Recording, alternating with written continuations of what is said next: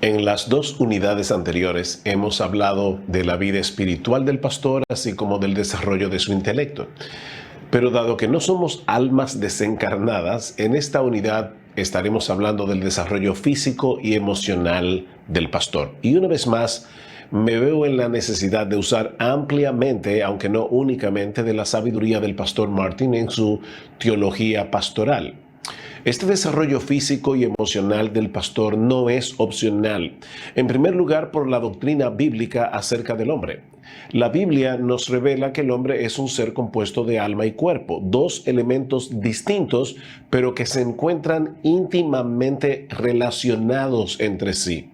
Salomón nos dice en Proverbios capítulo 3, versículos 7 al 8, que no debemos ser sabios en nuestra propia opinión, sino que debemos temer al Señor y apartarnos del mal. Y ahora escucha, porque será medicina a tu cuerpo y refrigerio para tus huesos. Es evidente en este pasaje la interacción entre el alma y el cuerpo. Y en Proverbios 17:22 nos dice que el corazón alegre constituye buen remedio, mas el espíritu triste seca los huesos. Esa fue la experiencia de David a raíz de su pecado con Betsabé, como vemos en el Salmo 32. Mientras callé, se envejecieron mis huesos en mi gemir todo el día, dice David, porque de día y de noche se agravó sobre mí tu mano, se volvió mi verdor en sequedades de verano.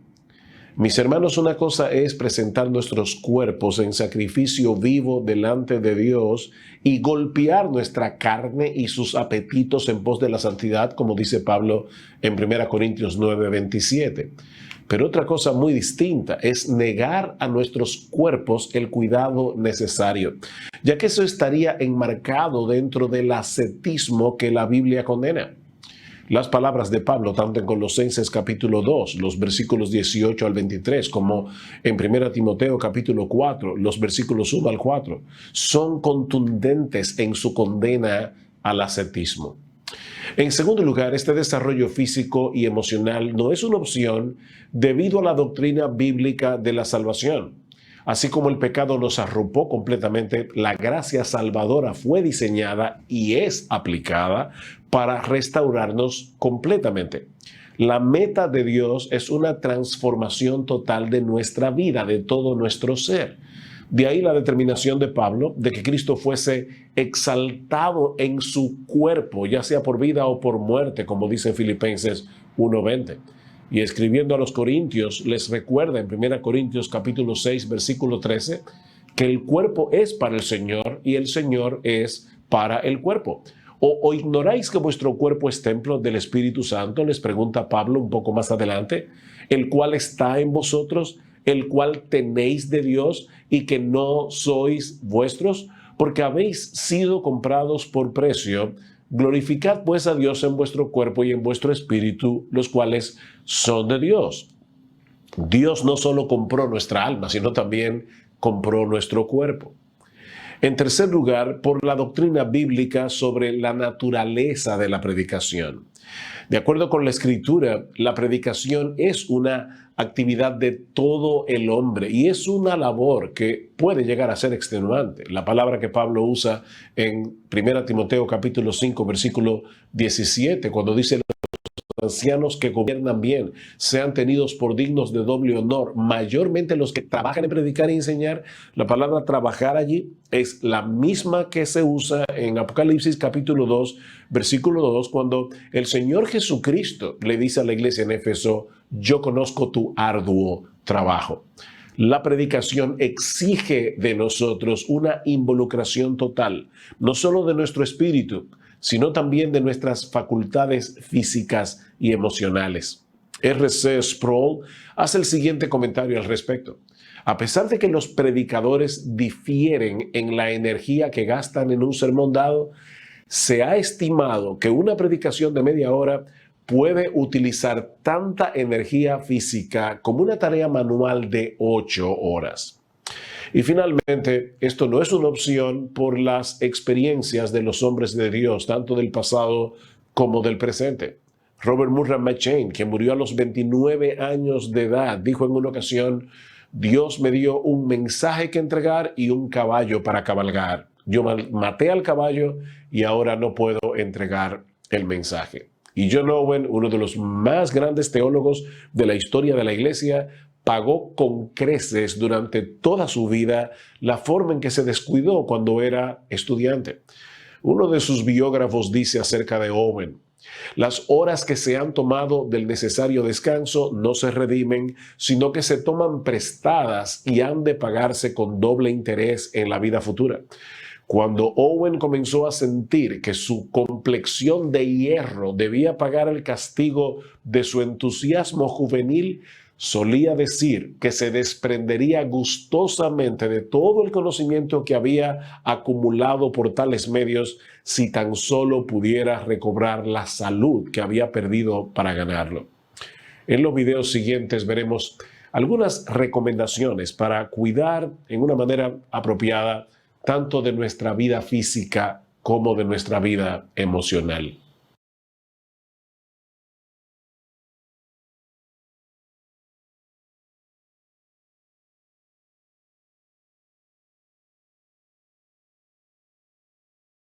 Tomando en cuenta las razones que vimos en el video anterior, he aquí algunas recomendaciones en lo tocante a nuestra salud física.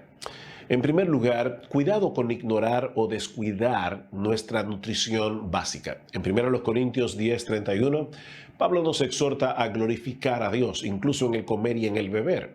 Pero eso solo será posible si tomamos en serio los principios de una buena alimentación. En segundo lugar, cuidado con la gordura. En el libro de Proverbios encontramos varias advertencias contra el pecado de la gula.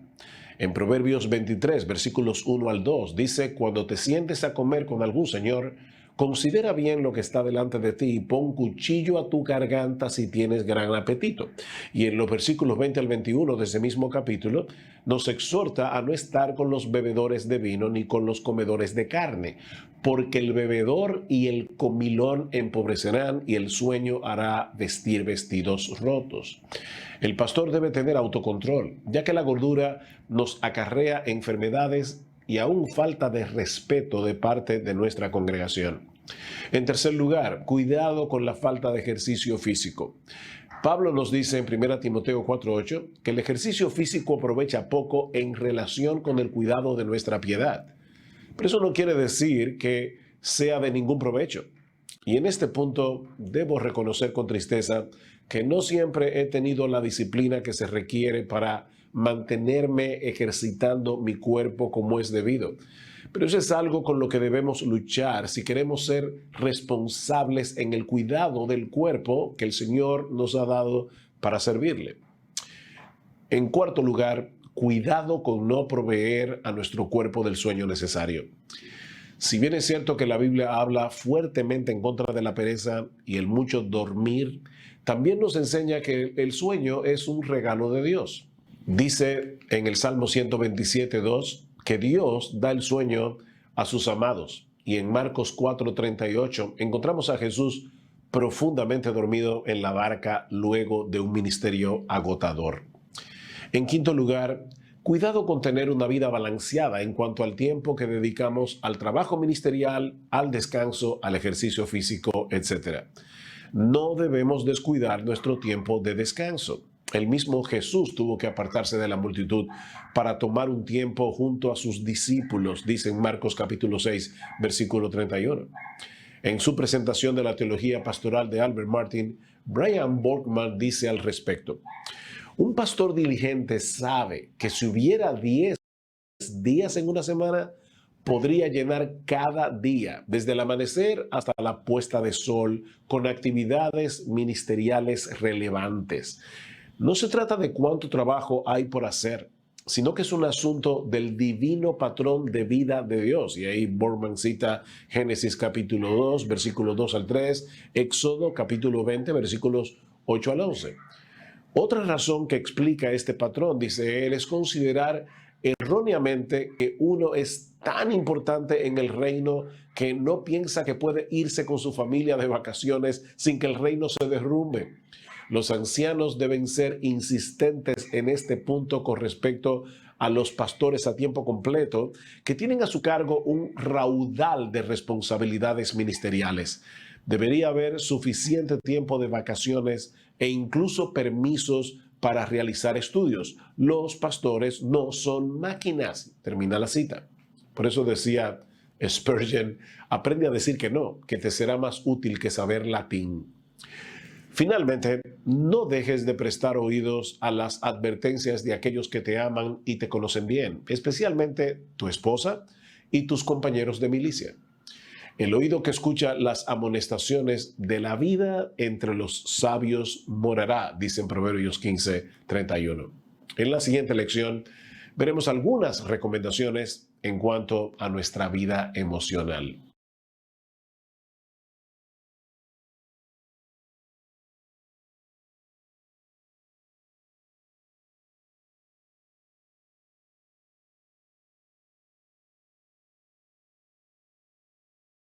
En el video anterior vimos algunas recomendaciones en cuanto al cuidado de nuestra vida física. En esta ocasión estaremos enfocando algunas advertencias en cuanto a nuestra vida emocional. En primer lugar, cuidado con el estoicismo ministerial. Algunos pastores piensan que es impropio de un hombre de Dios el expresar abiertamente sus emociones, pero ese estoicismo no es bíblico.